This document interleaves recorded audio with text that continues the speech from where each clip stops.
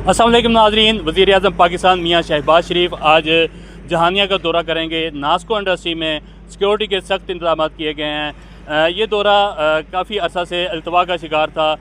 इफ्तिखार नज़ीर की दरख्वास्त पर उन्होंने जहानिया का दौरा 6 माह कबल करना था, लेकिन कुछ मसरूफियात की वजह से ये दौरा जो है वो अल्तवा का शिकार हो गया।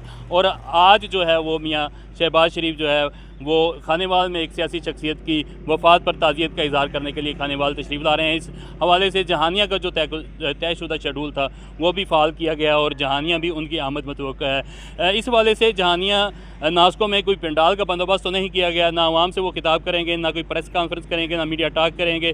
सिर्फ चौधरी इफ्तिखार नज़ीर, हाजी अताउर रहमान और ज़ियाउर रहमान की दरख्वास्त पर वो जहानिया 15 मिनट के लिए तशरीफ़ लाएँगे और ये 15 मिनट जो है वो यहाँ पर वो चाय पियेंगे और दीगर मसरूफियात जो हैं उनकी यहाँ पर होंगी।